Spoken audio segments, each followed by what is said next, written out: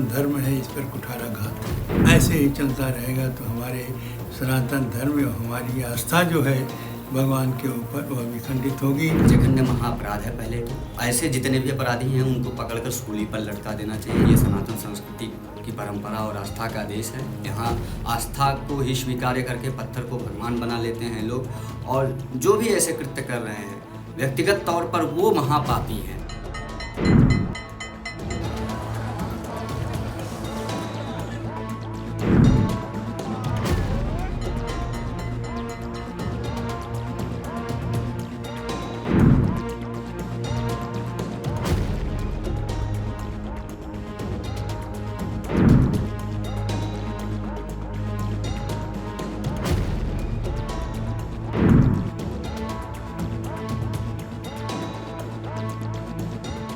जो भी घटनाएं हुई हैं, जैसा जांच हुआ है उससे स्पष्ट हो गया है कि ना इसमें जो है यह चर्बी मिलाया गया है और मछली का तेल मिलाया गया है, और वहाँ की जो सरकार थी उसको संज्ञान में है कि नहीं है, और कब से मिलाया जा रहा है इसका भी पता नहीं है।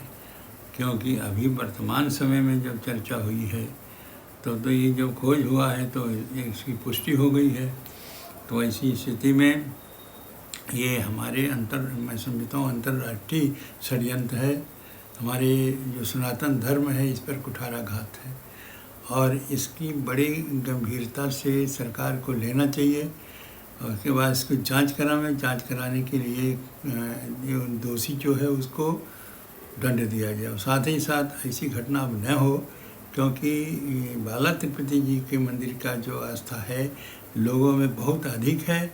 वर्तमान समय में जहाँ भी देखा जाए लोग बाला तिरुपति जी जाते हैं और वहाँ से प्रसाद के रूप में लड्डू लेते हैं और लड्डू दिया जाता है उनको। और इस तरह से जो घटना हुई है वो बहुत ही दुखदाई है। ये आस्था के ऊपर आघात है, और मैं समझता हूँ सरकार इस पर संज्ञान ले और इसका खोज करके और इसका अच्छी प्रकार से अन्वेषण करें।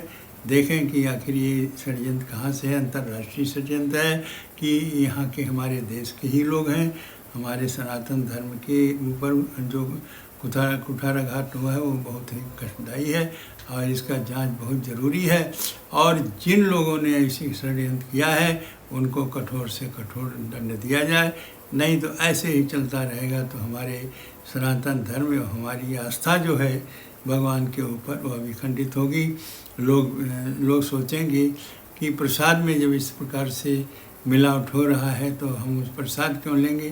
तो ऐसी जो समस्या उत्पन्न होगी हमारे श्रद्धालुओं पर, भक्तों पर, वह बहुत ही दर्दनाक होगा, बहुत कष्टदायी होगा।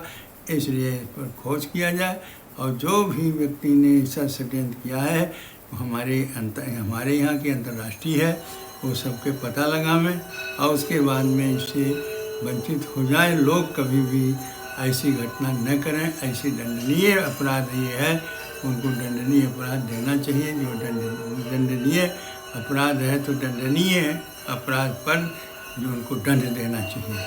गुरु जो प्राण प्रतिष्ठा भगवान रामलला में वहाँ से 1 लाख लड्डू आए थे, क्या माना जाए करोड़ों हिंदुओं का आस्था के साथ खिलवाड़ किया गया था? बहुत ज़्यादा खिलवाड़ हुआ है।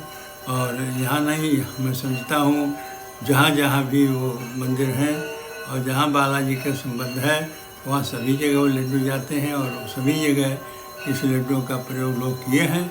और करने के बाद में वो आज जब पता चल रहा है तो लोग दुखी हैं। जघन्य महाअपराध है। पहले तो ऐसे जितने भी अपराधी हैं उनको पकड़कर सूली पर लटका देना चाहिए। इसके लिए कोई क्षमा नहीं है। तिरुपति बालाजी में सब भगवान में लोगों की आस्था रहती है, वहाँ दर्शन पूजन बंधन किए ले जाते हैं। इस प्रकार से धर्म भ्रष्ट करना, पद भ्रष्ट करना, ये जगनमोहन रेड्डी की सरकार में कहीं ना कहीं षड्यंत्र किया गया। और उसके बाद 1 लाख से ज़्यादा लड्डू अयोध्या राम मंदिर प्राण प्रतिष्ठा में भिजवाना, यह भी एक बहुत बड़ा अपराध जो मैं मानता हूँ कि जिसकी कोई क्षमा और कोई विधा नहीं है। ऐसे लोगों के ऊपर त्वरित और निष्पक्ष कार्यवाही की जानी चाहिए और इन्हें सूली पर लटका दिया जाना चाहिए। जो भी आरोपी पाए जाएं, जो भी दोषी पाए जाएं, इसमें कहीं कोई क्षमा की विधा है ही नहीं, शब्द ही नहीं है। इतने बड़े अपराध हैं ये बहुत बड़ा अपराध है, महापाप है। करोड़ों साधु संतों और सनातन धर्म को मानने वालों के साथ आस्था के साथ खिलवाड़ किया गया है, उनका धर्म भ्रष्ट करने का काम किया गया है। जो भी यह ऐसा कुकृत्य जघन्य अपराध किए हैं, मैं मानता हूँ कि मेरे शास्त्रों में उनके लिए घोर नरक की जो है विधा है और वो वहाँ जाएंगे और भगवान ऐसे लोगों को कभी क्षमा नहीं करेंगे, क्योंकि ये सनातन संस्कृति की परंपरा और आस्था का देश है। यहाँ आस्था को ही स्वीकार करके पत्थर को भगवान बना लेते हैं लोग, और जो भी ऐसे कृत्य कर रहे हैं व्यक्तिगत तौर पर वो महापापी हैं। बाकी भगवान राम की प्राण प्रतिष्ठा में सम्मिलित होने वाले लोग और जो तिरुपति बालाजी नित्य प्रतिदिन दर्शन करने जाते हैं, वह उनके किसी भी प्रकार के धर्म पर कोई भी जो है प्रश्न चिन्ह नहीं है। वो तब भी धार्मिक थे, आज भी धार्मिक हैं और कल भी वो धार्मिक रहेंगे। जो भगवान को अपना सर्वस्व मानकर उनके तीर्थ क्षेत्रों में जाता है, उनके कार्यों में सम्मिलित होता है, वह कभी पापी नहीं हो सकता, वह कभी अधर्मी नहीं हो सकता, कभी पदभ्रष्ट नहीं हो सकता।